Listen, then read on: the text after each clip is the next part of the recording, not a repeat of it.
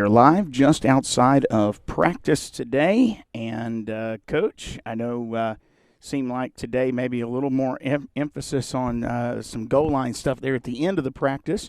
This defense has played really well, and the other night, I mean, you just came off of a disappointing 1-point loss to Harding Academy, but the other night your defense didn't really even allow a score. It all came on special teams. Or no, not really special teams. It was the interception. Yeah. What do you say to that defense to keep them motivated? Because they're playing pretty well right now. I mean, they just got to put their best foot forward every week. Yes, sir. To come to practice to get better, not just to come to practice because you have to be here. I mean, yeah. Defense can win a ball game. Yes. I mean, take the ball away and score. That's the name of defense. So.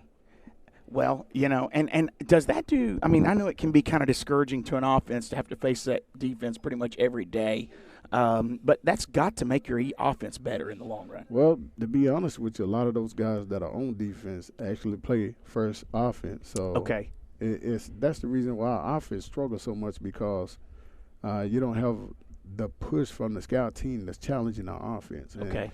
It's a challenge every day just to get those guys to try to go hard against our offensive line. Our offensive line does not get tested because they can't block themselves. Yeah. Oh, my. Offensively, it seemed like Friday night we moved the ball, quite a bit. The red zone was not our friend at all. I know we got into the red zone at least a couple of times, couldn't come away with points there.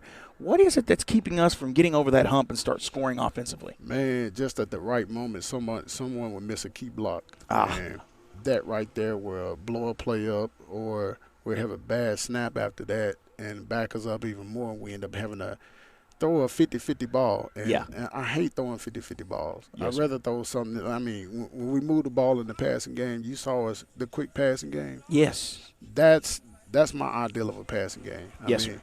A 50-50 ball, man, it's such a I mean, you don't know if you're going to catch it or not. Yeah. I mean, I like for the quarterback to throw the ball to the wide open guy, and a lot of teams give us that. He just hadn't been taking advantage of it. Like when he threw the interception, the ball was not supposed to go there. If you notice, their DBs were playing 10 yards off of us. Yes, they were. And we were not supposed to throw the deep ball. And just so happened, he saw his receiver run that route the play before, and all we did was call the same play on the other side of the field, going to the other side. Okay. And that his inside receiver, the slot, ran the wrong route. He was wide open, but it was the wrong route. Yeah. And so he ran the wrong route again. The ball should have been coming to our sideline instead of going over to their sideline. It was a shorter pass on our sideline. Yeah. And he chose the wrong side to throw it. Well, costly mistake, obviously, there. And I appreciated you saying this at the end of the game because, it's a lot of pressure. At the end of the day, we do have to remember these are still student athletes. Right. Emphasis on student there. I did appreciate the end of the game. You talking about, humans make mistakes. Right. Obviously, you work in practice to clean up those mistakes.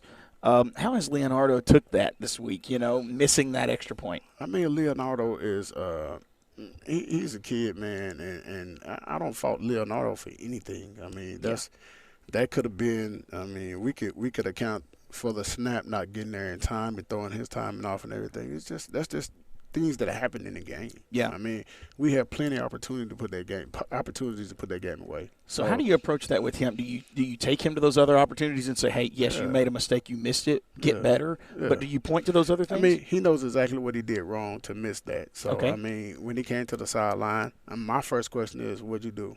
Yeah. I mean, how'd you miss it? What went wrong? Tell me what you did wrong. Sure. And he told me exactly what he did wrong. Oh. So he knew what he did wrong. So, I mean, it's just – now that he knows it, he just got to correct it. I mean, that's still my guy. I mean, you can hit those all day in practice, but games are just completely different. I mean, you look at the college football game Monday night. You see a D1 kicker for Clemson miss so many of them. Yeah, I mean, it happens. It sure does.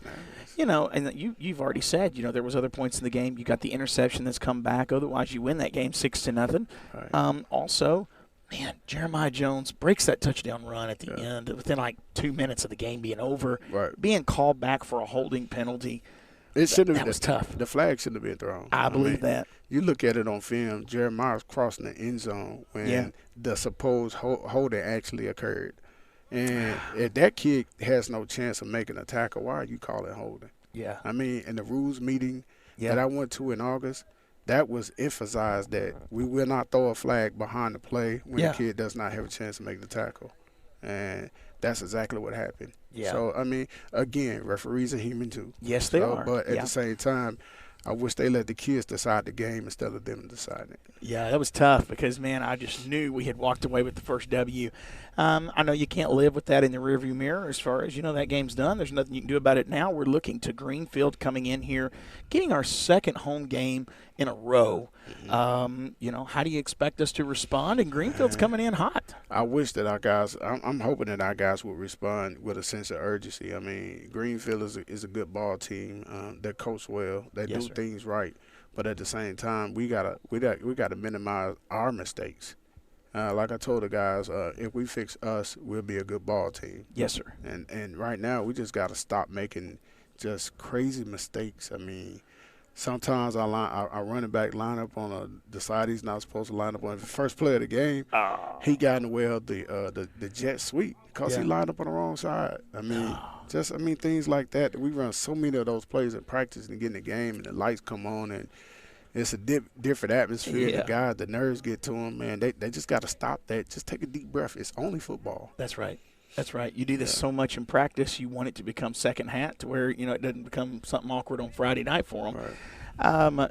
Offensively, obviously not giving anything away from what I was seeing today. Maybe some people shifting around some. Is that true? I mean, we're trying to find that right mix of guys on offense. So, we're going to continue to shift people around until we get that right mix. And that's the sign of a good coach, folks. And obviously, you're not a novice at this. You know what you're doing. And, I could see – we can see adjustments from the Scotts Hill game to the Hardin Academy coming here. I mean, it was obvious that short passing game was much better than the week before. And really, it was open the week before. We just couldn't hit the target. Right. Well, it was open. We just we couldn't hit it. And then the times when we had the opportunity to throw it, we didn't throw it. We threw the deep ball. Yeah. And I can, I'm trying to reiterate to our quarterback, that's a 50-50 ball.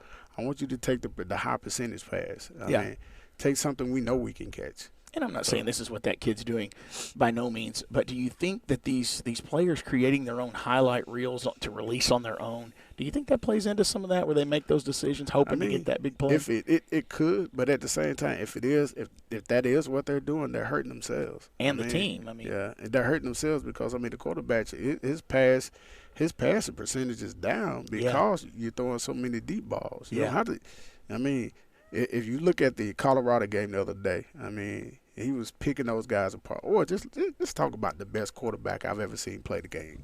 Yeah. Tom Brady. Yeah.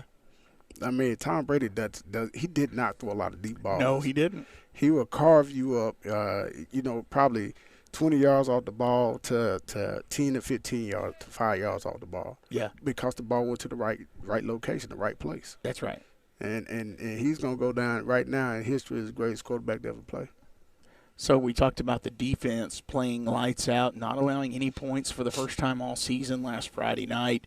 Coming in, what are they going to have to watch for out of this Greenfield Yellow Jacket team coming in hoping to light this defense up? They run the ball well, which is our strong suit on defense. Okay. They run the ball. Not so much that they run the ball outside. We've had trouble, defending people on the perimeter. Yeah. But running the ball downhill, they run it well. They're going to have trouble with our defensive line running at us. So yeah.